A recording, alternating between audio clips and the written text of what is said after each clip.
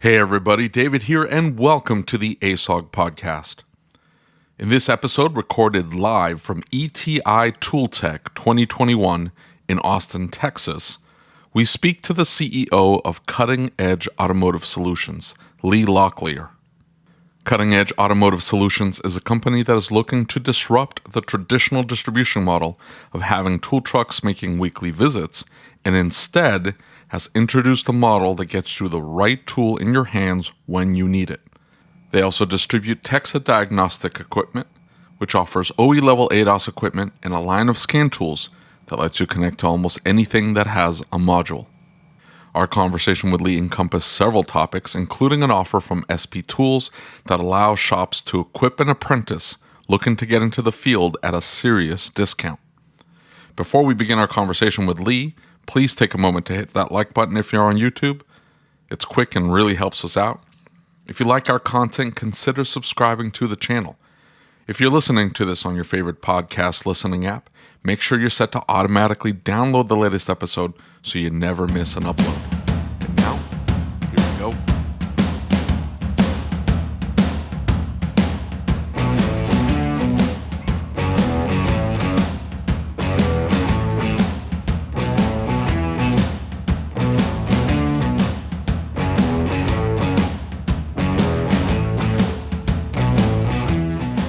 One of my experiences with the mobile tool system is for years I had a really great Snap-on guy. Yep. He was a fantastic Snap-on guy, and there's nothing wrong with my new Snap-on guy, but he came from a bread route, right? No experience with tools, no experience with what we needed. Now, our other guy knew who to call. Something didn't show up. He knew who to talk to. He knew how to handle a problem, and now it's a new learning curve.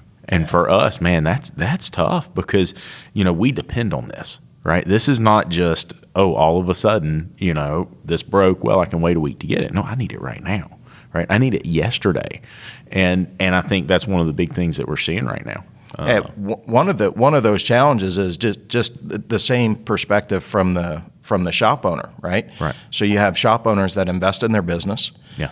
They learn. They invest in their guys. They're sending them for training and everything else.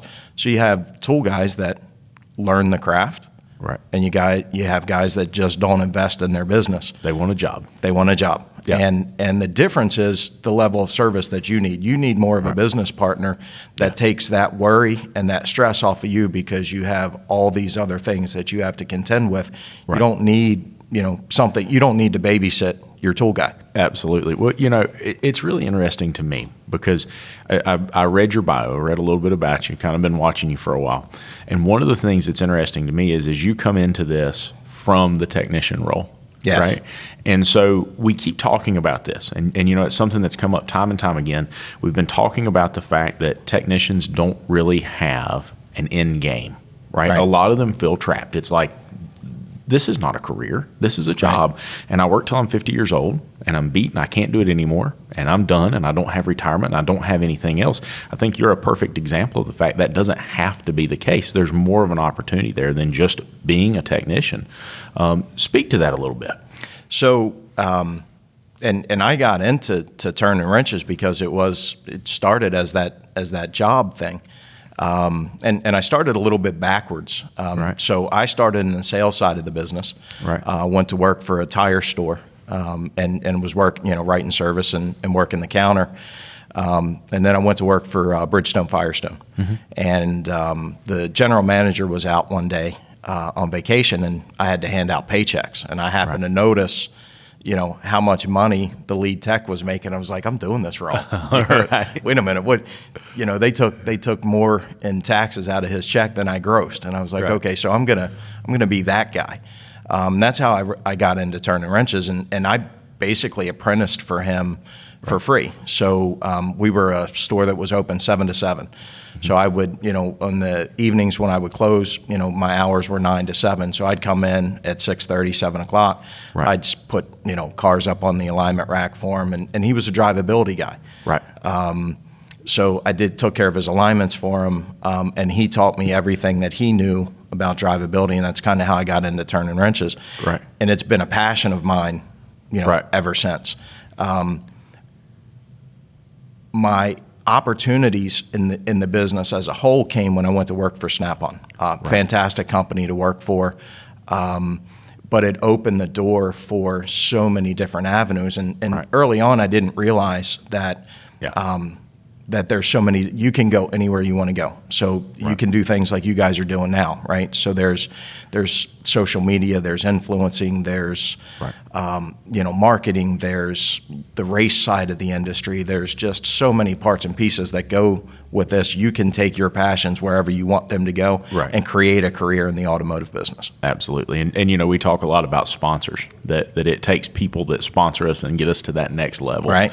And so it sounds like that's a lot of what happened for you, is you got into the right circle, the right people, and they help propel you. And we've been talking recently to technicians and been saying, hey, listen, if you're in a shop that's not lifting you up, that's not creating opportunity for you, that's not taking care of you, you're in the wrong place. That's it. And if I was going to say something to shop owners, if you have that guy that's worth keeping, you need to make sure that you're keeping him. Absolutely. Don't help him grow with the business. Right. You're only going to get so much production out of a tech. At some point, no matter how good you are, you slow down. Yeah. And then what comes next? When I was turning wrenches for GM, I worked with the only guy that I've ever actually seen retire from turning wrenches. Right. Most guys are used up and tossed aside by the time they get to retirement age. Right. So it helps a lot for retention to know that technician has, that's worth keeping, has somewhere to go down the road. Absolutely. We were talking about it in one of our last episodes. Eric Mortenson's a good friend of ours. And Eric brought up the fact that when he went into the local Chevrolet dealer, that their master tech was 64, 65 years old. And he said, I can't afford to retire, with what they're paying me. Right. They looked for 4 months to find this guy. And one of the things that really stood out to us was he doesn't want to learn the new technology. He doesn't want anything but his flip phone. He wants the flip phone. He doesn't want to email people. He wants to do the job he did 10 years ago. I don't think there's anything wrong with that. But our industry's changing. Oh. And we're going to have to prepare for this in a little bit different way. I think that's what helped in my career. So even though we do the hand tools and we do the undercar, because it's not necessarily a service to the shop owner, but we believe that, we don't want to pick and choose what's important to the shop owner based on, what's important to us. But our ethos centers around diagnostics. It's what I've always done. I started as a drivability guy, where most guys start with, brakes and steering and suspension and kind of work into drivability. So that's the aspect of the business that's always intrigued me, regardless of which side of the fence I've been on, whether I'm in the shop or I'm the guy, selling the technology. And you look at the vehicles today and everything that the technicians have to keep up with, it's crazy. It's absolutely crazy. It really is. I mean, it's miles beyond what anybody thought we would see. And, I guess the Back to the Future movies, you would see that they had flying cars and this and that. I mean, while they're not flying, I'd say the technology we have now is far beyond what they imagined then. Well, in Back to the Future, they didn't drive themselves. And they're doing that today. Right. Talk a little bit about what it is that you're trying to do with this. It's an app, right? It is. So everything centers around the app. Like I said, we can't replace the relationship that goes on between the guy on the truck and the shop owner and the technicians. Sure. At the same time, when you look at 2020, right, and it's a game changer for everybody. Yeah. Shops are looking at things differently.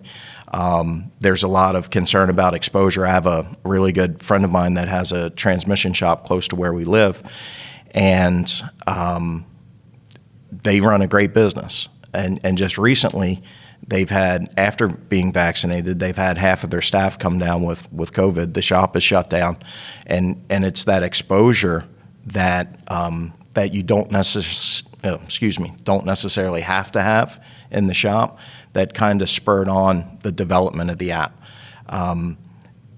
What we're trying to do is give technicians and shop owners better access to whatever it is they need, whether that's a specialty tool, a warranty, tracking their purchase history. So if you go on the Android or Apple store and download the app, you can track all of your purchases. You can generate a warranty. If you order something, it's literally like ordering a part that you would order for the shop. Sure. We've got delivery drivers that will go out and bring the tools to you. They can take care, you don't have to wait a week to get your wrench or your socket or your ratchet, whatever, repaired or replaced. How are you going to manage the logistics? Man, it's a lot of moving parts. Yeah, but that's the fun part. And so what we're doing is we're taking two separate industries and merging them together. So we're getting rid of the parts and pieces that don't work in either one. Yeah. So the big box parts stores have a major footprint, and they're in the shops all the time. But most of the guys, not all of them, but most of the guys are very limited on their knowledge of tools and equipment. They have it, it's available, but they have no idea. Yeah, they don't know what they're doing. If you know what you're looking for, they can get it for you. Yeah. So what we're trying to do is take people that have that tool and equipment knowledge from a sales perspective, backed up with, we handle all of our own technical support for the diagnostics and everything that we sell. All of that is in-house. Yeah. So the idea is to bring all of that in-house. You have a lower cost labor that can go out and get the parts, handle the warranties, do collections if necessary, keep the relationship guy in the field. Are you setting up warehouses everywhere then? Yes. Okay. Yeah. So, and not all of them are company stores. So some of these are going to be franchised, but the idea is to have that brick and mortar foundation. Sure. And then expand. So you just start working a larger circle and then putting in a secondary, brick and mortar store. From the business perspective, we want to give a better opportunity to the franchises that we're bringing on as well. For the mobile tool guys, their path to growth centers around being able to put more trucks on the road.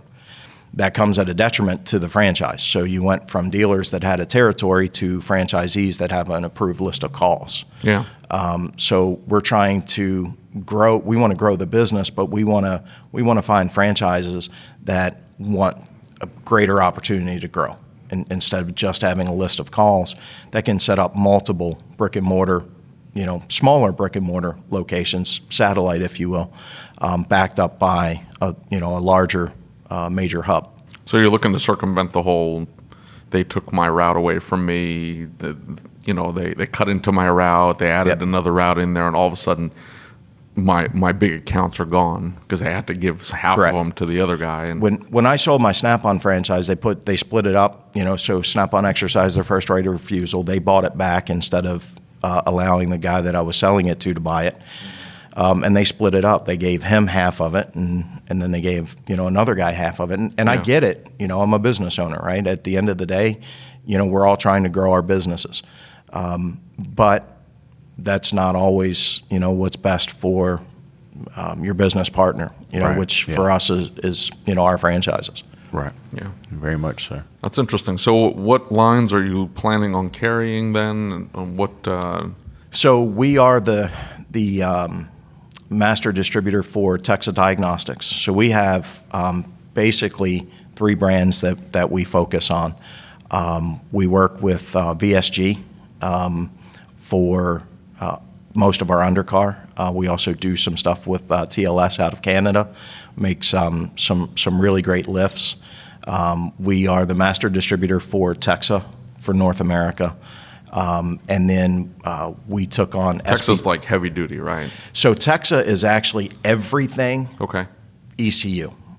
There's 5 main environments: car, truck, off-highway diesel, marine, and motorcycle. So if it has an ECU on it and an engine, we generally can talk to it. Okay. That gives us a lot of flexibility in terms of the shops that we can service.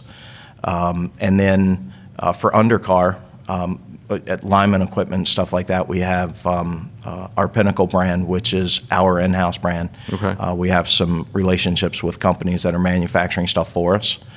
And that way we have the ability to pretty much satisfy any need that the shop owner has. The hand tools are all SB Tools, which is an Australian-based company. We have a brick and mortar store right by the shop, and that they sell Gear Wrench and SB Tools and Milwaukee. Yeah.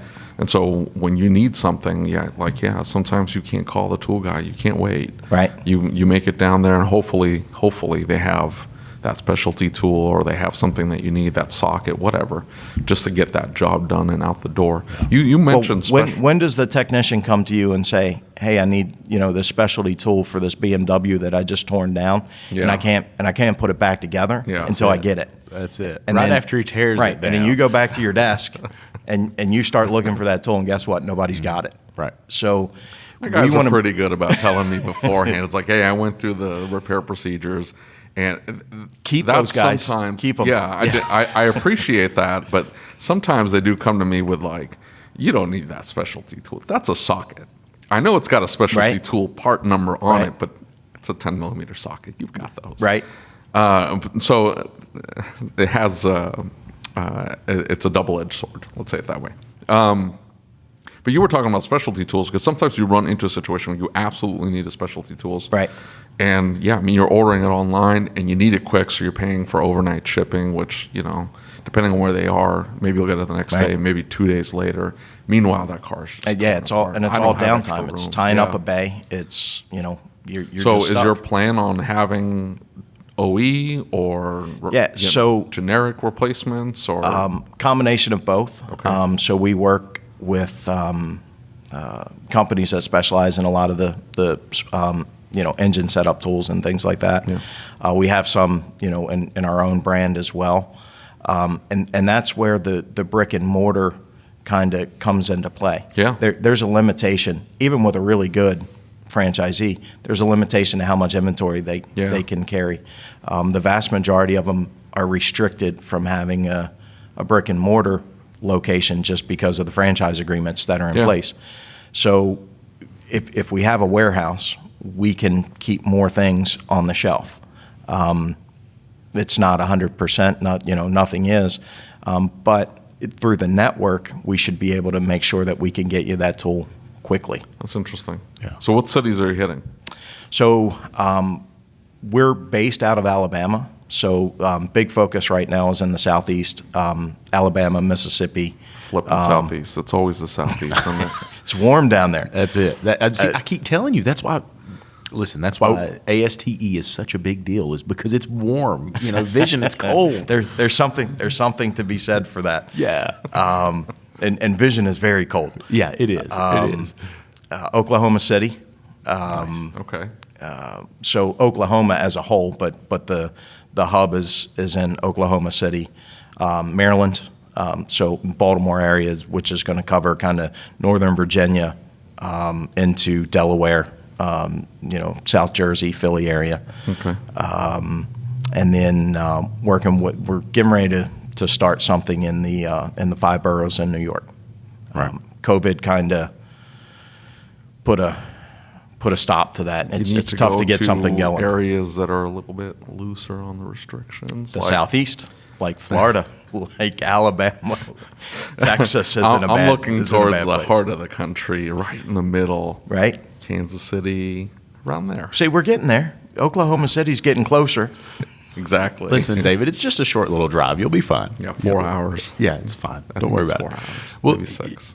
So this also, it sounds like a big advantage to a shop owner from that perspective that, one of the things that we always hear is that when the tool trucks come in, there can be some time spent on those tool trucks. And I don't think that's necessarily a bad thing. Right.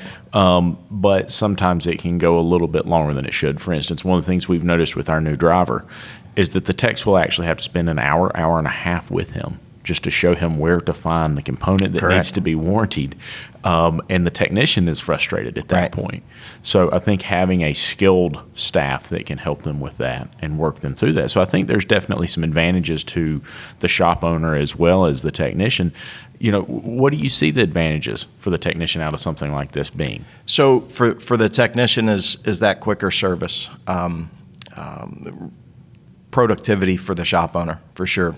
You touched on one of the key points in the development of the app is to mimic as much as we can the way business gets done on there. So in V2, which is going to be coming out in a couple of months, you'll actually be able to store a card in the app and make your weekly payments the same way that you do on the truck. So you'll be able to send a notification to either to the delivery system or to your sales guy of what you need. They can be prepared with it, and everything is just kind of automated. That's really cool. It's eliminating that sucking up the air conditioning or the heat in your case when inclement weather happens, right? And that also helps the guy on the truck. They don't necessarily want the technicians hanging out there because they have a business to run as well. Right. And that allows us to have smaller vehicles like a Sprinter or a Transit van that has a more targeted inventory because you're backed up with the brick and mortar. So if there's something that's not on the truck, you don't have to wait a week for it. You don't have to wait for ordering it. Yeah. The driver can just send a message over to the warehouse and say, I need to deliver X, Y, and Z to the shop and, see this person, and it's taken care of. That is really cool, extremely cool. And so I think that's really what stood out to me when I started reading about this, was that there are so many advantages to both the tech and the shop owner and the service advisor in many ways. But you touched on something that's going to pique everybody's ears. So you're going to offer payment plans very similar? Yes. Is that what I'm hearing? So yes. It's going to be the same as a tool truck. You're going to be able so that's one of the things that works in the tool business, right? And you can't. I don't think you're going to change that. It's just ingrained in what they do. Right. When I worked for Snap-on, I drank the Kool-Aid. Right. And so if you listen to the story, and I'm assuming that it's accurate, but if you listen to the story, that business model was started during the Great Depression to keep the factory going. So right. Everybody was taking a pay cut. The people that had jobs needed tools, but they didn't, because of the pay cut, they didn't have the money to buy the tools. Snap-on needed to keep the factory going, so they invented this, you're going to pay me weekly for the tools. That way my sales guys can keep selling, the factory can keep producing, the factory workers keep their job, you keep your job. That business model hasn't changed since then. Right. And that was, in the 30s. So yeah. It's been a fantastic business model, but with modern technology and where we are in the world today, time to move it into the 21st century. Yeah, we could make it better. Sure. It could be better, and that's what we're trying to do, is make it better. Yeah. And I hear a lot of people talk bad about that, payment plan deal. And I'm sure if you're irresponsible financially, it's going to get you in trouble. But in the same respect, in a lot of ways, I built my business in partnership with my Snap-on guy, right? We worked together as a team, and he said, look, here's what I would do if it were me. I'll help you with this. I'll help you with that. He became a lot of my business, right? And man, when he retired, it was heartbreaking to my whole family. My daughter's over here like, I'm going to miss Tony. I don't, Right. So, I mean, it becomes part of the family and part of a connection. So you're saying you'll still get that kind of connection, that kind of relationship, Absolutely. The same thing. So that's really cool. Absolutely. Really backed cool. up with a little bit better service. That's amazing. So are you going to put like dedicated salespeople to call the shop? Yep. Or? As we start a new store, like I said, we focus on getting the store or the franchise, whether it's a company store or franchise, we're focusing on getting them some income to grow the business. So you touched on this earlier, there's a lot of moving parts to make this work. So what we realized early on was you can't turn the lights on and just put all these parts and pieces in play and just have it mesh. So we start with the larger capital equipment, a smaller inventory of the tools, and then work from there. Get the income coming in for the business, and then that allows hiring the the support staff, the office staff, the delivery people, and everything that goes into it. The franchise then becomes more manager and less sales guy, and he's hiring the salespeople, training them, putting them on trucks. Each one of the stores operates slightly different. That is more respective of their market. And having traveled, been in this business for a while, having traveled the country, everything is different. I grew up in Baltimore and spent most of my technician career in the Northeast. Little bit of turning wrenches in the Southeast, completely different. And expectation levels are different from market to market. Absolutely. So, we don't want to, put a rubber stamp on everything and say this is the way that you have to do it. Yeah. We want to be flexible, not just with the franchise, but also with the customers, and make sure that their needs are met. Yep. Well, one of the things that keeps coming up, and it's been a big topic recently, and we've talked about it on the podcast before, should shops be supplying technician tools? Do technicians want their tools to be supplied? You were once a technician. How do you feel about that? So I'm a fan, and I'm a fan for a few reasons. There's incentives that you can give the techs that may have tax benefits. I'm not giving tax advice. I am not an accountant. But there may be, benefits to that. We also I'm a big fan of the student tech programs. I think that that's going to be a big part of our industry going forward. We've got to encourage new techs coming in.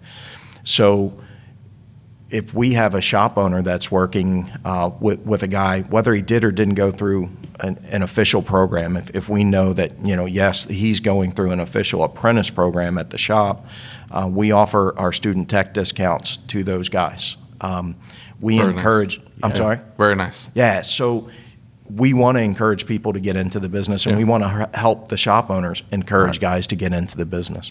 My recommendation would be, with some kind of employment agreement, they go through the apprentice program, paying for their tools to get them started, helps a lot. And then the discounts in the student tech program are, most of them are in that 40-50%. Oh, wow. We're literally giving stuff away because we want these guys to get started.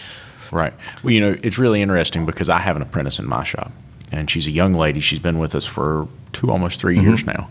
And we're blessed because North Carolina has an apprenticeship program. And the way it works is as long as they sign up as an apprentice before they get out of high school, they can come work for me or any other shop in North Carolina that's a IGO member. They come in and they get a free 2-year associate's degree in the automotive program at a local community college. It's a guaranteed wage, right? So they can start low. We start ours at $16.50 an hour as an apprentice. They're paid hourly. They come in, they learn. We put them with a technician who mentors them, right? And we give them other tasks in the shop. We want them to feel busy. We want them to feel rewarded.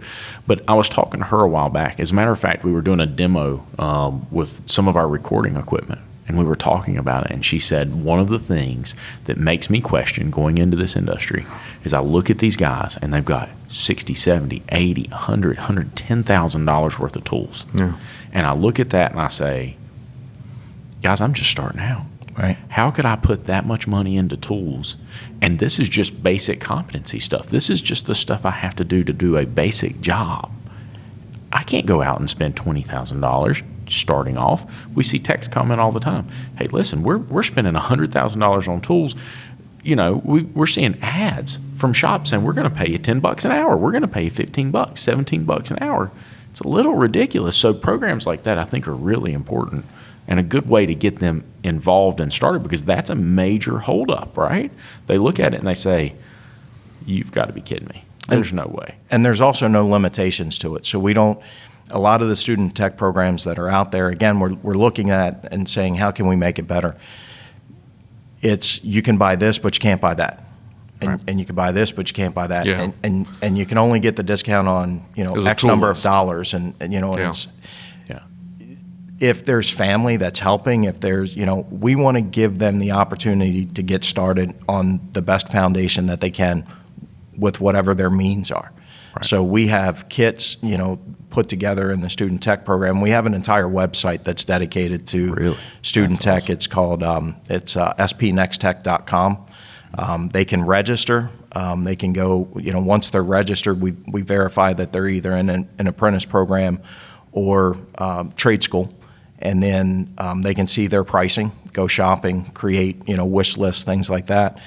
And we want them to be able to, like I said, to get out on the best foundation that their means can provide. But, basic tools and stuff like that, we have kits in that, $200, $300 range that's going to cover, sockets, ratchets, wrenches, things like that. Right. Nice. And so what's your thought process? You've told a little bit about how you got to become the technician and how you moved up from there. What do we need to be doing different? We keep hearing about the technician shortage, right? It's like the main topic within the shop owner groups, and it keeps circulating. Get involved. Yeah. Take the time, get involved. Go to as the shop owner, go to the schools, go to the trade schools, starting in high school. Get involved in the community, in anything that's automotive related. Get the word out there that this is an awesome industry, and the opportunities in the business are unlimited, regardless of what you want to do. And I mean, that would be my recommendation. Just get involved. Right. Talk a little bit about the diagnostic equipment. Okay. So you said it was Texa. Yeah, so Texa is a company that's headquartered in just outside of Venice, Italy. I sold my Snap-on franchise in 2012, and wasn't long after that I got involved with Texa. The product manager for Mac Tools at the time was somebody that I had worked with. I'm former director of sales and marketing for Launch, and so I had a really good relationship with the product manager there. And he said, "Hey, I've got this Italian guy in my office that's telling me his tool is great and wonderful, and I don't believe him. So if I send this down to you, would you give me your, unbiased opinion on it?" And at the time, they were looking at motorcycle diagnostics. All right. So he sent it down, and when you look at Texa software, there's 5 icons. IDC5 is the PC operating system, if you will, or the computer side of the software, and then inside of IDC5 are the 5 environments, and you can have any one or all 5 in the same scan tool. So what they originally sent me was just the motorcycle software, and I went through it. It was really good stuff, and I told them. But I was curious, being a former tech and being a diagnostic guy, I'm like, what do these other buttons do? And they had me locked out of them. So he said, "I have no idea. Let me put you in touch with this guy, my contact in Italy." It just the business just kind of grew from there. It intrigued me having a single scan tool that worked on all of that stuff. So Texa is the factory software for Ducati and MV Agusa. Up until 2016, they were the factory software for the Aprilia Group. They're a Tier 1 OEM supplier to VAG, to FCA. And they do OEM stuff at several different levels, not just in the motorcycle software, but also in marine. They do some OEM contract work in the heavy duty space as well. And what drew me to the product originally was I had never seen anything like that literally could talk to anything with an ECU. Right. Then I got to know the company, and hands down, greatest company that I've ever had the opportunity to work for. So in the beginning, I was working for them, and that was not going the way I wanted it to. Right. We had some disagreements on what an adult wage was. And the really cool part with that relationship was, instead of throwing the bathwater out with the baby, or the baby out with the bathwater, I should say, it was, how do we find a path forward? So we're not going to pay you what it's going to take to keep you, but we don't want to lose the progress that we've made. And, so there's got to be a way forward. And that's when I became the importer for Texa. And the business has really just kind of taken off from there. We had, at the time, very limited distribution, and everything, everything that we do has grown from that. So how does that compare to some of the more, I guess, spoken Mainstream? about? Yeah, mainstream. I mean, you could jump online and the conversations always veer towards, very specific brands. Yep. And So the car software is a relatively new release. The business model was to focus on supercar because we have very limited competition in that area. It's really us and Leonardo. Leonardo is really expensive. So if you want real world capabilities on, Lamborghini, Ferrari, Maserati, stuff like that, it's a bargain in that $8,000 range. So that's a good price. Yeah, and there's a bunch of guys on ASOG that are working on those. Yeah, I'm They're sure. they're constantly online asking like, does it do the transmission adapters? If because Yeah. everything is, it's that F1 type transmission, paddle shift and stuff. There's so many calibrations, so when they pull them, service them, do the clutches and things like that, you've got to be able to go in and set the slip start positions and stuff like that. And nobody else has that capability. And so Leonardo's in that, fully loaded is in that $70,000 range. Yeah. Wow. So we're a bargain at Yeah. $8. We've got 9 followers that are watching right now live. I didn't even know we were doing this live. And all of a sudden, well, this is like the behind the scenes stuff. Yeah. there. Okay. Like all of a this- sudden 2 of them dropped out, and I guarantee you it was Dutch and it was Eric Bach, and they're going to find out where they can buy the tool right now. They're going to order it. Eric is a perfect example. He's got these like just random supercars that just Right. pull out. He's in the Hamptons. He's like on the very tip of Long Right. Island. So he's working on the beater Buick that got handed down. But he also 15 gets the times. 360 And then- Ferrari 360 pull. Then he gets these random supercars that pull in, and he's buying the equipment to service those vehicles. But Right.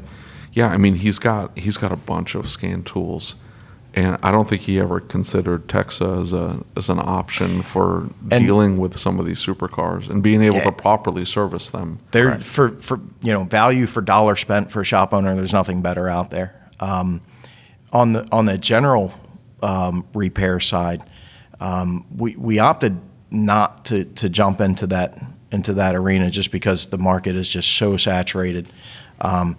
Texa manufactures everything in house.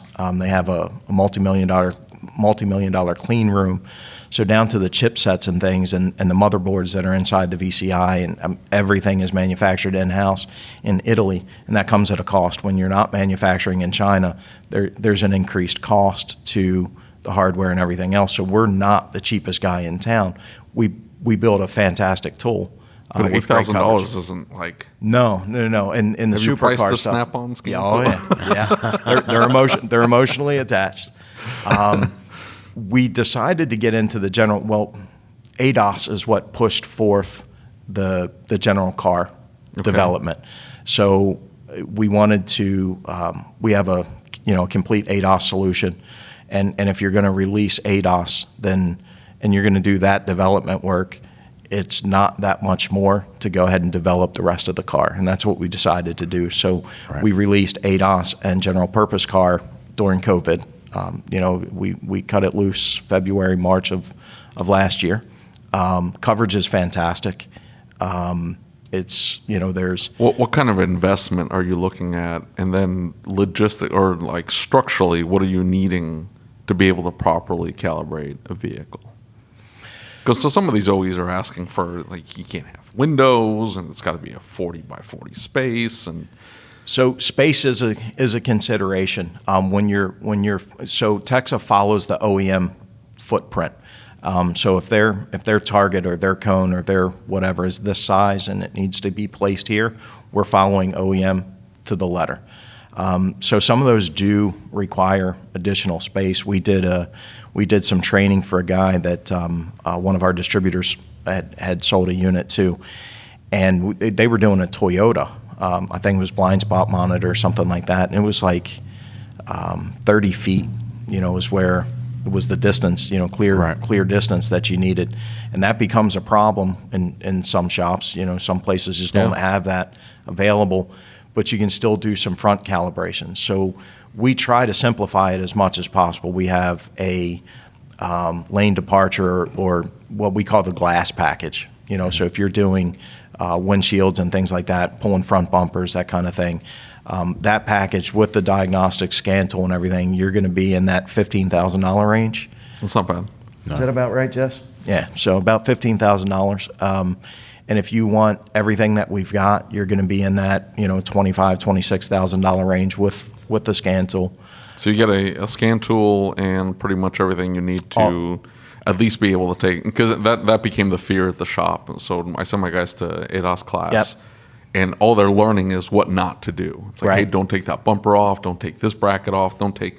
And now they're almost paranoid about. It's like, ooh, I don't want to touch that because then it's going to be calibrated. So now we have to understand what it is that we can and cannot do, and then factor that into the estimate. Are we taking this down to the dealer to get recalibrated, and having at least an in-house solution? Because ultimately, that's what we're trying to do, is just keep as much in-house as possible.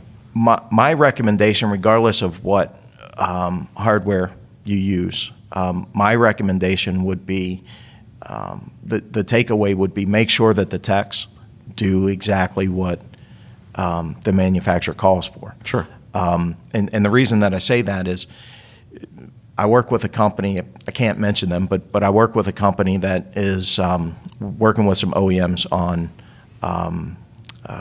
ADOS.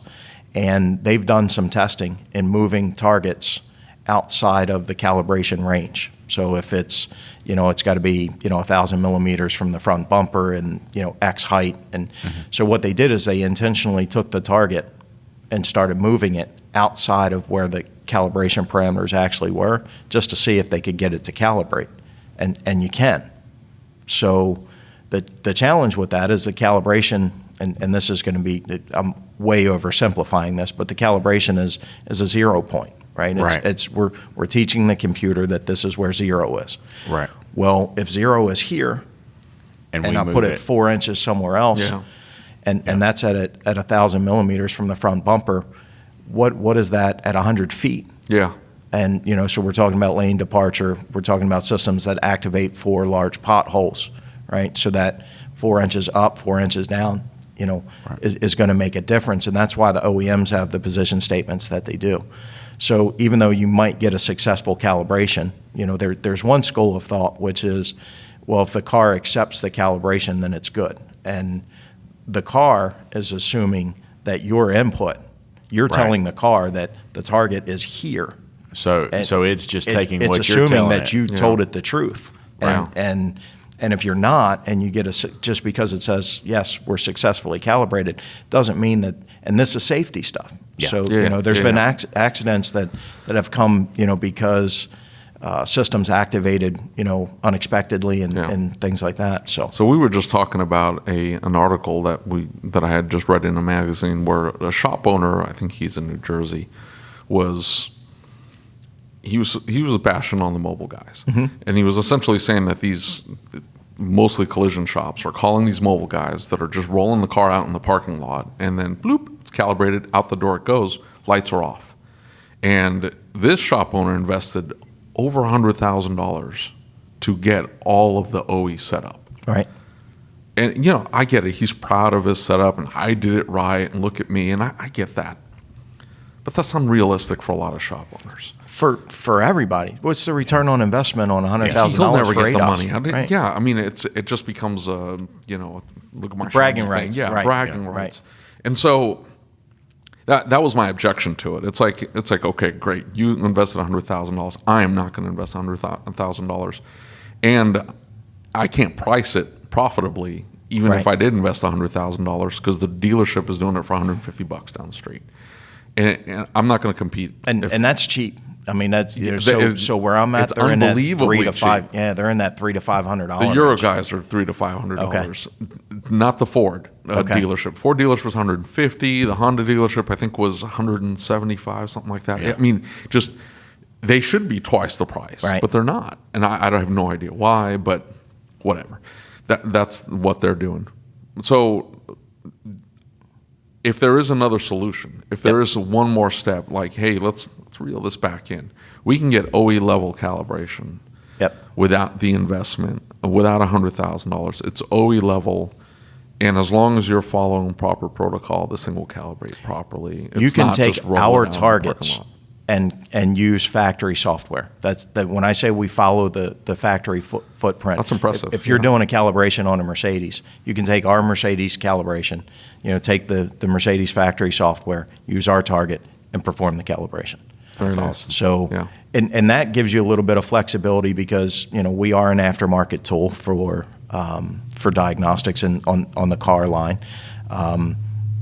Maybe the body shop's working on that 2021 or 2022 vehicle that we don't have coverage for yet.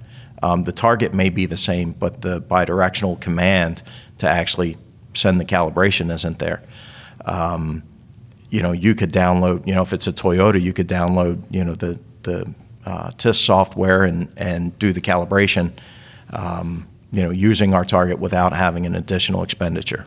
So it gives you a little bit of flexibility in that way. Yeah, that's cool. Yeah. That's awesome. That's really awesome. So one of my questions is, and something that comes up for us is my guys like to put their hands on the tool. Yep. And they like to get a chance to use it and say, hey, is this going to fit my needs? Does it work for me? Yep. That's how Snap-on sells their scan Is that tools. going to be an option with your tool? Absolutely. So with the Texa diagnostic line, we have distribution everywhere. It's sold through Mac, it's sold through Matco, it's sold through Cornwell. In addition to dedicated diagnostic distributors that we have. These are guys that are specifically tool and equipment or more equipment, capital equipment guys.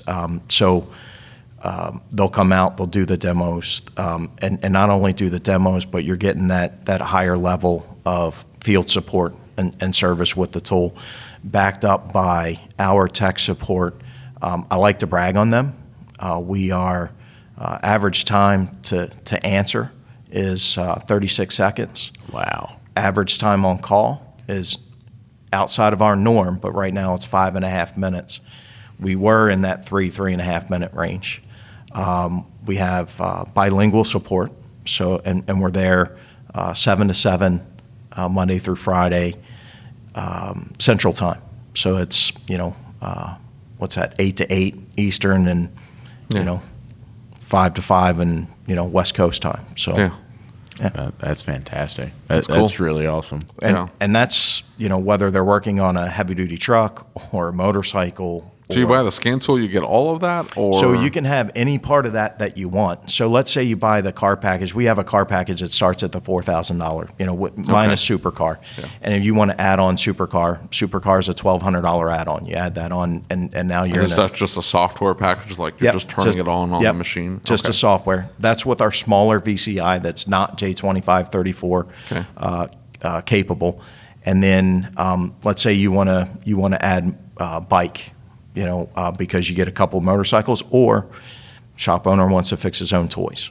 I don't want to take my toys back to BRP. I want to be able to service them myself.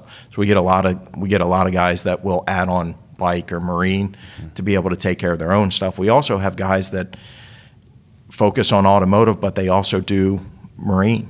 And, for sure. All kinds of strange combinations. So whatever fits the shop owner's needs, if it's just automotive, great. And, if he wants to grow the business and take on some additional work, that's great as well. We do a lot with supercar and motorcycle because the guys that own the Ferraris and the Lamborghinis have a tendency to own Enviagusa and Ducati as well.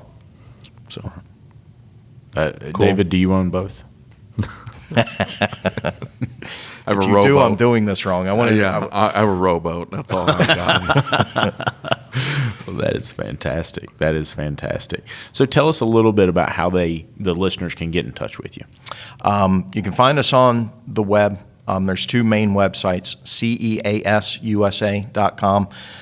That's the Cutting Edge website. Cutting Edge is the parent company. Okay. SP Tools is going to be sptoolsusa.com.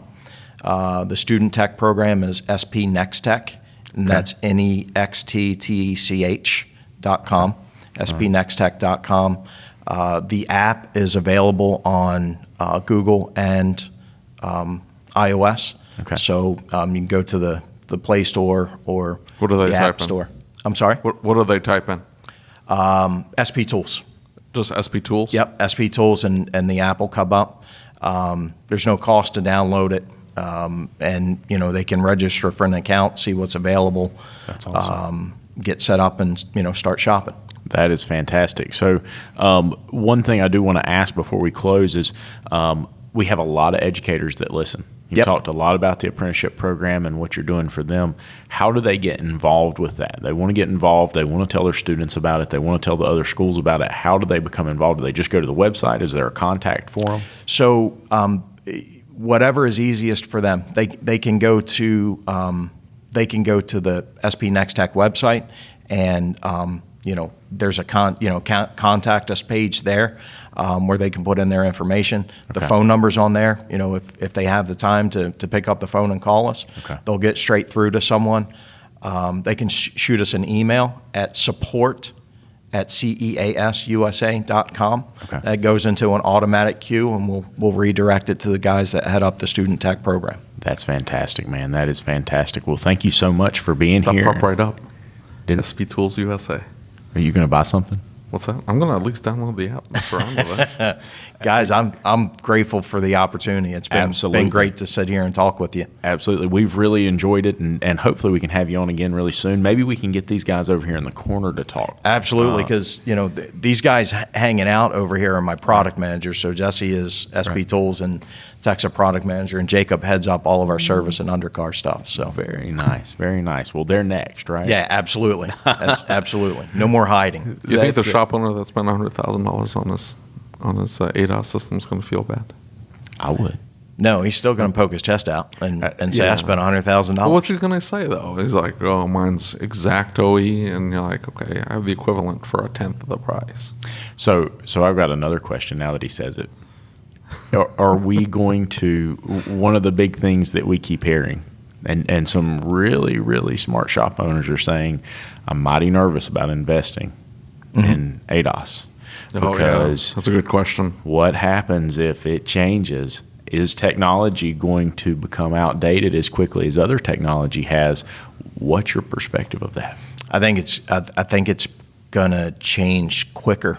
Honestly, I don't think that the technology is going to go away. If you look at the average life cycle of that vehicle, especially a newer vehicle, it's going to be here for years to come. But he's talking about specifically the ADAS system. So we were talking to a shop owner who owns a Euro shop, big Euro shop, does a ton of business. And the question was, are you going to invest in ADAS tools? And that shop owner that I mentioned in the Hamptons, he was like, yeah, I'm going to buy the whole setup there because I can't. It's a 2.5-hour drive for me to go to the dealer. Right. And these guys are coming to me, and I need to be able to calibrate it. So he's willing to invest the money. This other shop owner, he's like, in like 3 years, these modules will be self-calibrating. We'll pop them in, and they'll go beep, beep, beep, and then done.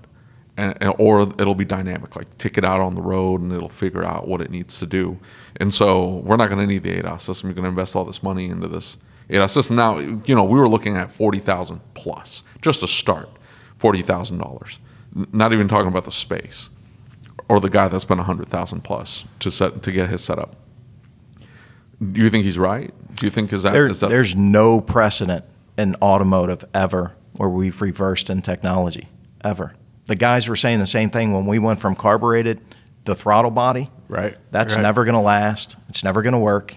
And we're going back to carburetors next year. And we're still not running carburetors. Yeah. Right. I think the technology is going to get more advanced. Everybody, even in the commercial space, is pushing towards autonomous. You can't which is going to require some level of calibration. Yeah, we've got to have more cameras than what we've got now. Yeah. And you have to have some sort of calibration process to be able to make Tesla that just work. announced they were going to stop using radar in all use all cameras? I have no idea. I saw that pop up on my feed. Yeah, I saw something about that. I didn't read the full article. Yeah, but they're going to push it out on their Model 3s and then the Ys, and they're like, yeah, it may not work perfectly to begin with. but it's not working perfectly now, from what I understand. Those are isolated incidents. You probably shouldn't, right. let go of the steering wheel. And I think when we were speaking earlier, your simplified perspective of that is really important, because I think that eliminates part of that conversation that keeps being had. Is it still has to know how far away it is. Right. There has to be at some point an actual calibration somewhere. So it's going to end up coming down though to the shop owner or the business owner wanting to make sure that leaves in perfect condition, because I mean, that was the gripe from the guy who spent $100,000. He's like, these guys are just showing up.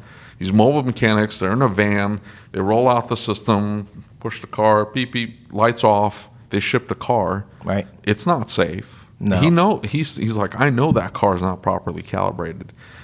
But for the body shop, the lights are off, and the consumer doesn't know any different. And they're assuming that everything's fine. We were talking to the gentleman from my car last night, and he's like, it's going to have to come from the insurance side. Yeah, that's an interesting these guys, sure. these guys have to be properly trained and almost make the commitment to make sure that these systems are properly calibrated. Because otherwise, if the light's off, that's it. I don't have to worry about it. It's all good. Yeah, it's all good. Ship it. And what do you do? It's almost like you have to trust, and that freaks me out. So years ago, I had welder's flash doing something stupid. I used to do a lot of rock crawling. I had a Jeep and did a lot of rock crawling, and I welded something on the Jeep real quick on a Saturday at the shop so I could get back out on some trails. And instead of taking the time and grabbing my welder's helmet, I did the stupid thing, young, brash, and arrogant technician. I just decided I was going to look away. I ended up with welder's flash. By the time I got home, my eyes were sky blue. I couldn't see anything. I was completely blind. Scariest thing ever. My wife had to take me to the hospital. Right. Well, she's not paying attention to the fact that I can't see, but she's guiding me. She's not telling me that there's curbs, so I'm falling down the curbs. I'm falling up the curbs because she's not telling me that they're there. I'm walking into walls and everything else because she was absolutely horrible at guiding me. And that's the equivalent of not setting up the ADAS system properly. Right. Yeah. If the car really can't see where it's at unless you tell it, where that 0 point is. Yeah. And so I've got a good friend of mine. I'm not going to say who he is or what organization he works for, but he was talking about that he's got shops who are implementing their technology for ADAS calibrations. And he said, I told him I would go to a couple dealers and see the process and see how they were handling it and what they were charging. And he said, I'm going to be honest with you. He said, I went to 3 different Toyota dealers and took my car to get it aligned, or maybe it was one. And he said, it was always, that machine's down. We're not equipped to do that right now. And he said it really came down to, he felt like they just didn't want to do it. He said, because I know the machine. And he said, I know the machine's not down. It's our machine. Right. And he said, it made me question, we keep talking about the dealer. Oh, no, the dealer's only charging this and they're doing this. And his response to that was, I'm not sure that they are. And we were talking, we've brought this up over and over again. We were talking about the tech in the local GM dealer. They looked for 4 months to find somebody 65 years old. He doesn't want to learn the new technology. Right. He's not interested in it. He doesn't want to perform that calibration. So you don't think these guys aren't even doing it? Yeah. That's become an overreaching consensus from a lot of people who would know. And I mean, I've been at an Acura dealer where they had a target hanging on chain link fence. And they just pull the car up, get it relatively close enough.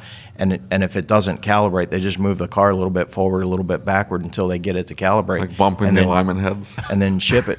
And so even at the dealership, yeah, exactly. It's green. It's green. Print, ship it.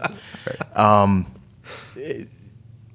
don't think that they realize the ramifications that go into them not properly doing it. And the Honda dealer that I used to work for, I talked to the service manager. They got one guy in there that does their ADAS calibrations, and he doesn't even know what he's doing. He just knows what the procedure is, Right. But he doesn't understand the he doesn't fundamental understand process. the system. Yeah. And that's scary.